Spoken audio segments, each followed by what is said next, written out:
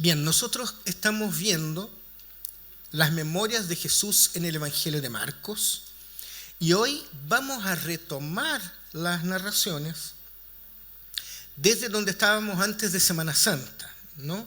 Así que les invito a que leamos Marcos capítulo 1, versículos 35 al 45. Se va a proyectar ahí, usted también puede seguir en su Biblia. Marcos capítulo 1, 35 al 45. Vamos a leer primeramente los versos 35 al 39 y más adelante vamos del 40 al 45. Verso 35 de Marcos capítulo 1 dice así: Muy de madrugada, cuando todavía estaba oscuro, Jesús se levantó, salió de la casa y se fue a un lugar solitario donde se puso a orar. Simón y sus compañeros salieron a buscarlo. Por fin lo encontraron y le dijeron: todo el mundo te busca.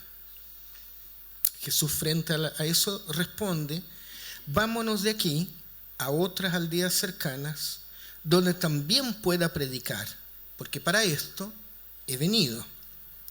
Así que recorrió toda Galilea, predicando en las sinagogas y expulsando a los demonios. Jesús sale de la casa de Pedro de madrugada y va a un lugar solitario. Jesús quiere estar a solas para poder orar y tener comunión con su Padre. Y bueno, la verdad es que todos nosotros quienes somos creyentes queremos ser usados por Dios, ¿verdad? Y hacer la obra de Dios.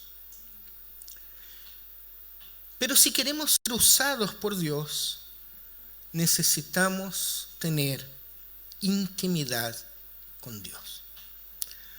Oración y misión siempre van juntos, de la mano. Y aunque Dios use el que quiera cuando quiera, ¿no? Porque Dios puede usar una piedra si quisiera. Pero lo ideal es que nosotros tengamos tiempo a solas con Dios. Y un detalle interesante en la narrativa: Jesús lo hace de madrugada. Lo voy a decir así, sin alardear. Se levanta en silencio y sale sin hacer ruido, a tal punto que los discípulos, cuando empiezan a despertar más tarde, no saben dónde está Él, ¿no? Y tienen que salir y lo empiezan a buscarlo. Hasta que lo encuentran, sí. Jesús probablemente estaba un poco más allá. Pero la actitud de Jesús y su búsqueda por estar con el Padre se da en privado. Se da sin que nadie lo sepa.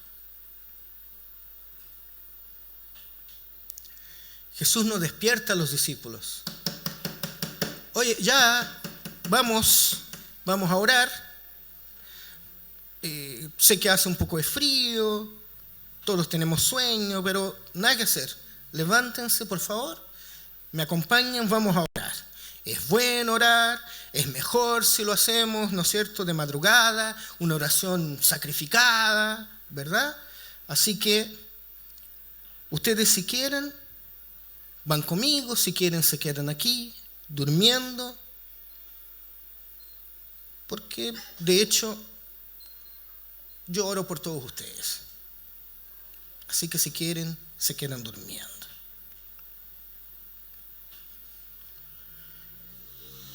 Lo digo así porque he conocido a personas que cuentan sus experiencias de búsqueda del Señor y son como rimbombantes a veces. Que salen por días a las montañas, ayunando, orando. Y claro que sí, cuando lo cuentan con una muy buena intención, como un buen ejemplo, ¿no?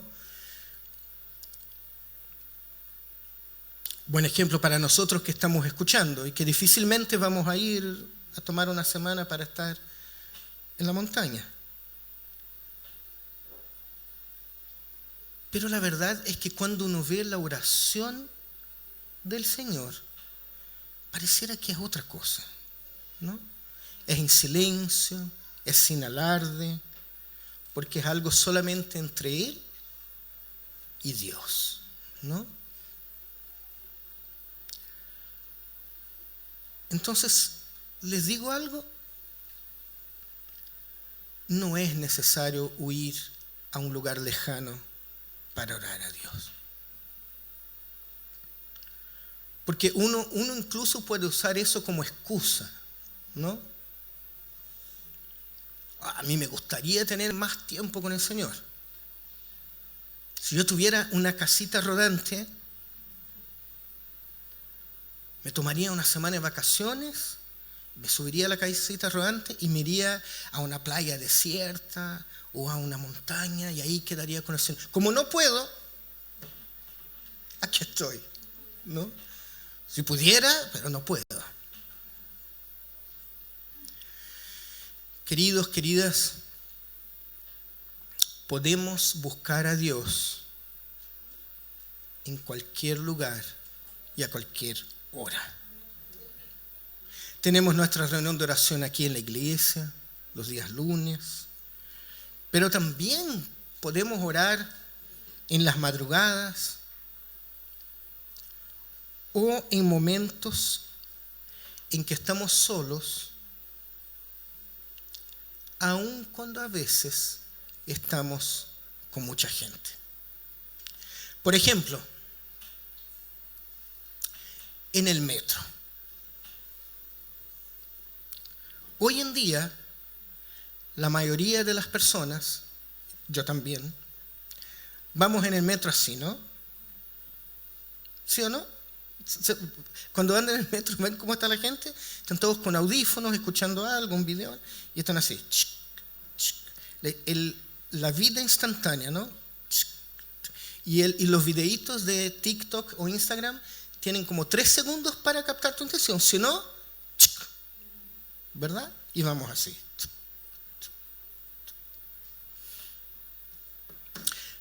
Pero si vamos sentados en el metro, puedo cerrar mis ojos y orar. Y lo que parece una pérdida de tiempo, porque de aquí al centro nos demoramos como por lo menos 20 minutos, lo aprovechamos para orar. Y voy en el metro. Señor, bendice a fulano, cuida de ciclana.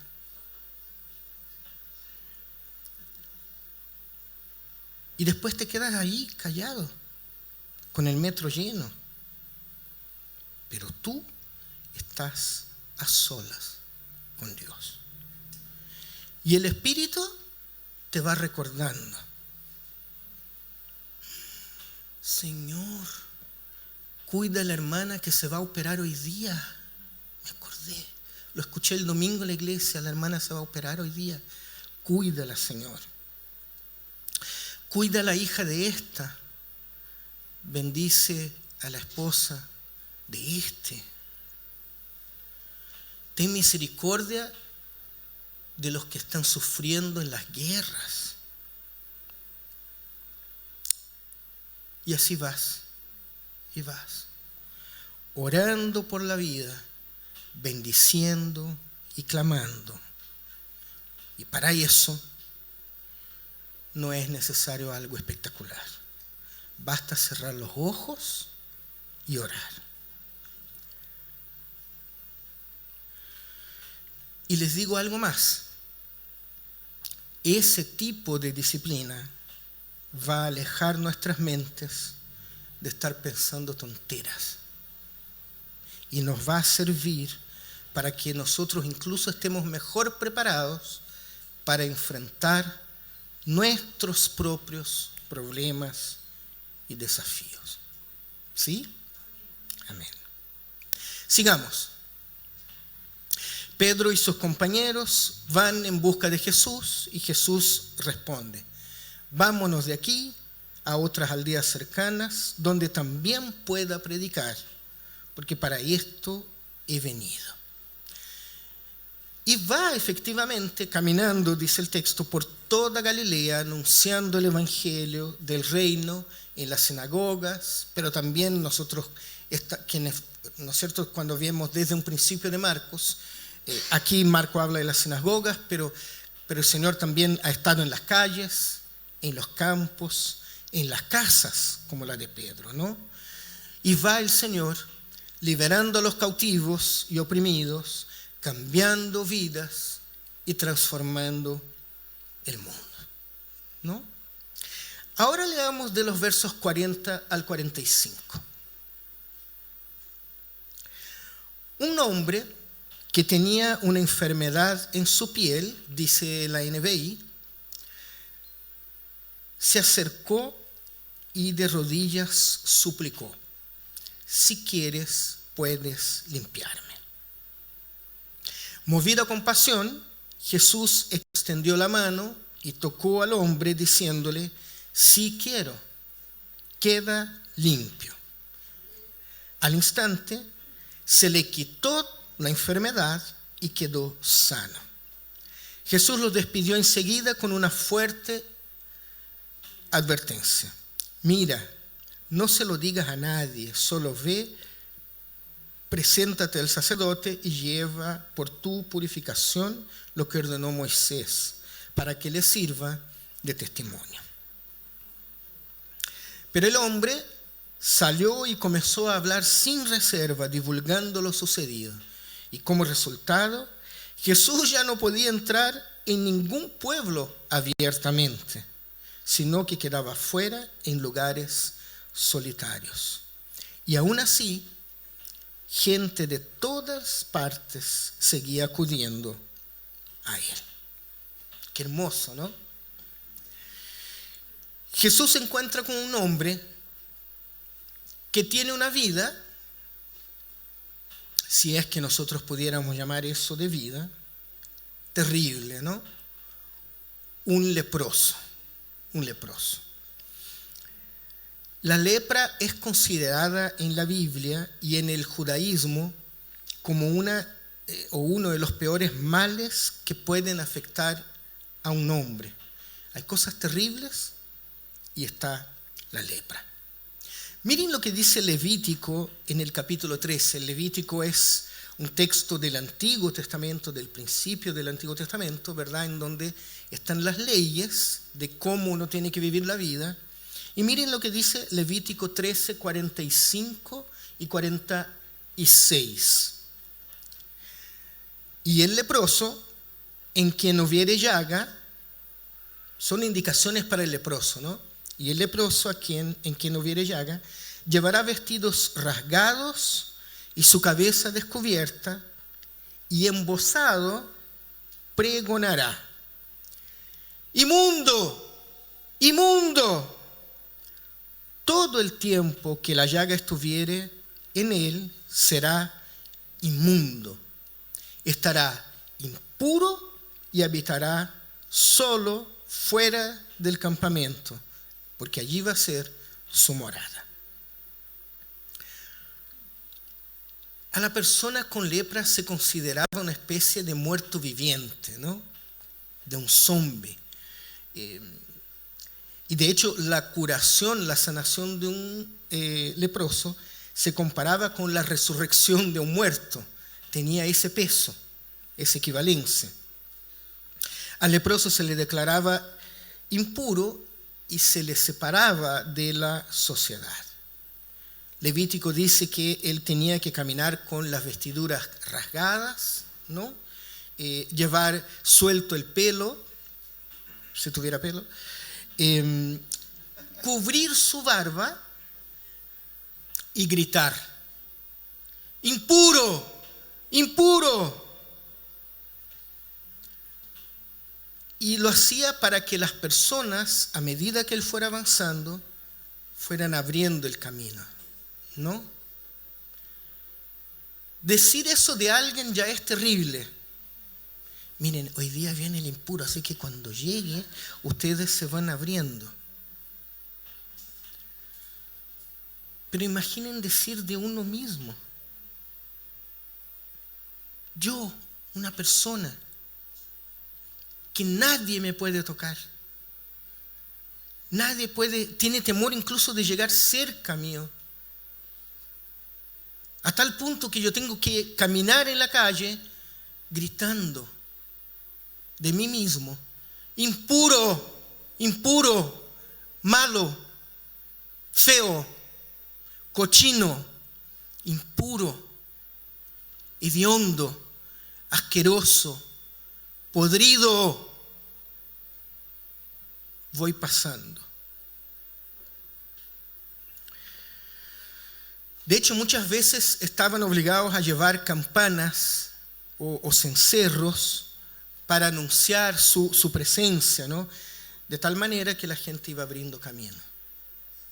¡Impuro! Yo, impuro, impuro. Aviso a todos, y con signos, con campanas, gritando: impuro, déjenme pasar, porque yo sé que ninguno de ustedes me quiere tocar, y yo no quiero cargar con la culpa de que uno de ustedes me toque. En tiempos de Jesús, la separación estaba reglamentada, de hecho, en el sentido de que los leprosos no podían entrar en Jerusalén ni pasar por adentro de la ciudad amurallada. Tenían que vivir aislados, probablemente dependiendo de la comida que alguien les dejara, ¿no? Un plato de un resto, de un McDonald's a lo mejor. Claro. No era: ay, voy a hacer una comida calentita para el joven que es impuro. No, no era la rica cazuela lo que se dejaba al impuro. Era lo que yo ya no había comido porque me sacié. Era algo que se dejaba en el piso. Porque veo que el impuro viene de allá, y como soy tan bueno y le tengo tanta misericordia, le dejo algo de comer, ¿no? Y eso era así porque el encuentro, el toque con un leproso, hacía a la persona impura. Y ahí se entiende. Y de hecho, más encima, la teología rabínica consideraba la lepra como un castigo de Dios por los pecados cometidos. Entonces, no es que tuvieran mucha pena tampoco del impuro, del leproso, porque si tenía lepra, bien hecho, si por algún pecado grande de él o de sus antepasados, está pagando, ¿no? Entonces, impuro. Todos veían al leproso como un pecador, y el peor de los pecadores. Bueno, este hombre se encuentra con Jesús, se pone de rodillas y suplica: si quieres, puedes limpiarme. Y el Señor es movido a compasión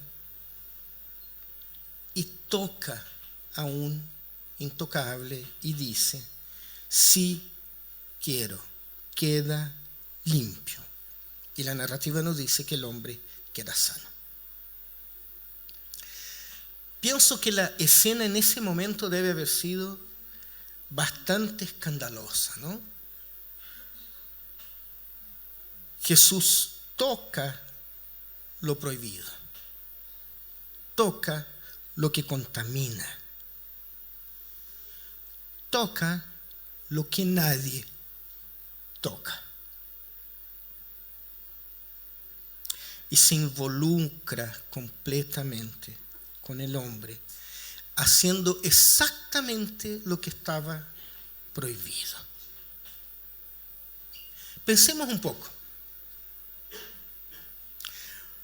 Nosotros leemos el relato muy tranquilos, muy relajados. Yo estoy parado aquí adelante, con una linda Biblia, tablet, celular, hablo en un micrófono. Ustedes están sentados en sillas cómodas. Tenemos iluminación, data show. Tenemos aire acondicionado. No estamos en las calles polvorientas de la Galilea del primer siglo. Y la sociedad ya no tiene leprosos.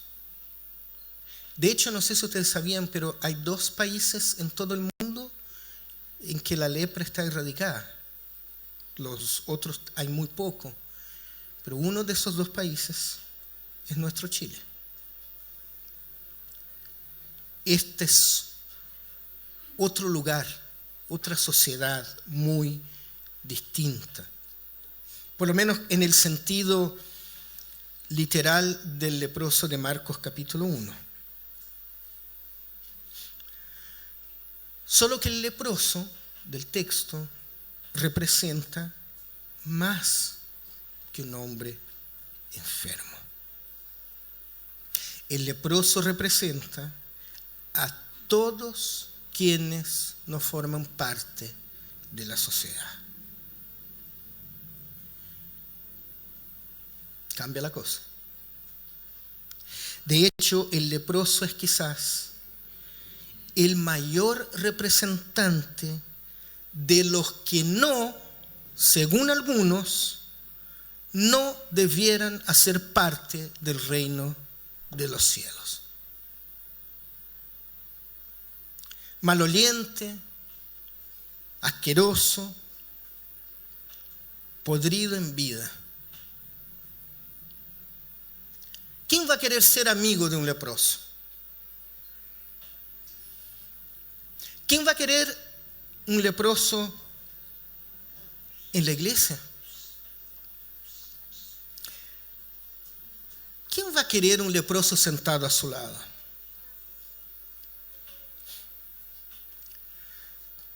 Pero Cristo viene a transformar el leproso y lo sana, le quita las llagas y lo hace, según palabras de Marcos, un hombre limpio. Jesús transforma su realidad. Y lo hace a tal punto que el hombre sale hablando de Jesús a toda la gente, impactado por lo que Dios ha hecho en su vida. Mientras todos veían a un leproso,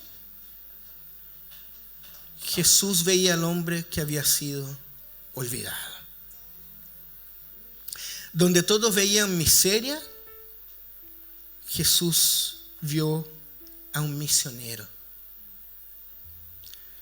Mientras todos veían basura, Jesús veía a un ser humano. El que había estado excluido de la sociedad durante tanto tiempo se convierte en pregador de la fama de su sanador. Y algo muy interesante es que la fama de Jesús crece a partir de gente como esta. Gente diferente, gente que no cuadra, gente que no es gente. Jesucristo es el Dios que trae esperanza y lo es todo para quienes no son nada. Jesús es el Dios que trae vida a donde solo había muerte. Y ya terminando, cabe que hagamos entonces 2 preguntas. No para que las respondamos ahora, sino que para que vayamos a nuestras casas con ellas. La primera pregunta es: ¿quiénes son los leprosos de hoy en día?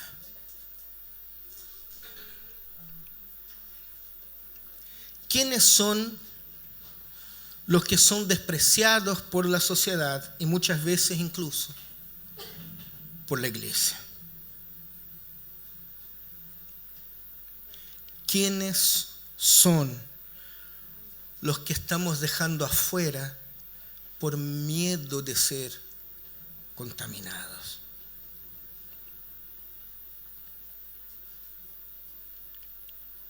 Y la segunda pregunta. Marcos nos cuenta que Jesús, delante de la situación del leproso, fue movido por compasión. ¿Cuán dispuestos estamos hoy de actuar en compasión con los demás? ¿Cuán dispuestos estamos hoy en caminar la segunda milla y levantar al caído? ¿Cuán dispuestos estamos de salir de nuestra zona de confort para dar atención a quienes se acercan de rodillas, suplicando por la misericordia que ni siquiera es nuestra, es de Jesús? ¿Cuántos? ¿Cuántos? Buenas preguntas, buenos desafíos, buenas preguntas y desafíos para cada uno de nosotros de manera personal, pero también buenas preguntas y desafíos para nosotros como iglesia. Querido Señor, esta es tu palabra, Señor. Y hay veces como hoy día, Señor, en que al leerla nos encontramos con narrativas que nos quitan de nuestro lugar de confort. Narrativas que rompen nuestras estructuras, que no caben en nuestras cajitas, que no caben en nuestros marcos religiosos. Narrativas de un Dios tan maravilloso y poderoso que vino a habitar en nuestro medio y dar vida donde había solamente muerte. Un Dios vivo, real, presente, que tuvo y tiene compasión del abandonado, del desposeído, del atribulado.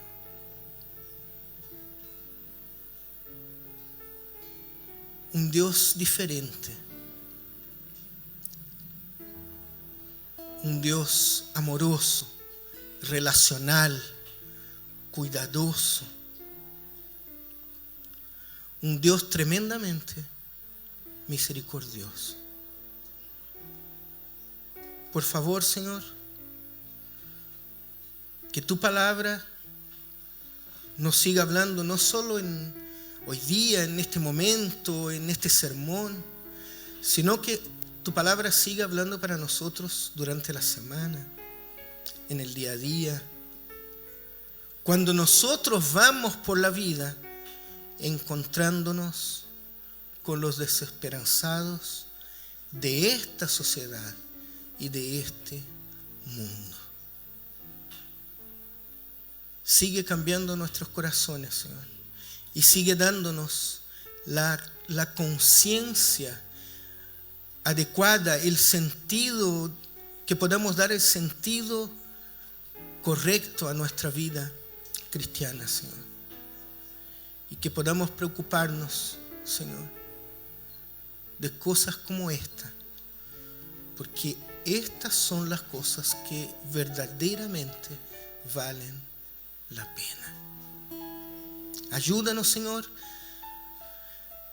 Recuérdanos durante la semana que siempre es bueno orar. Danos espacio para que podamos hablar contigo, agradecerte las cosas que tú haces y entregarte las cosas que nos abruman. Y que así sea, Señor, hasta el fin de los siglos. En el nombre de Jesús. Amén.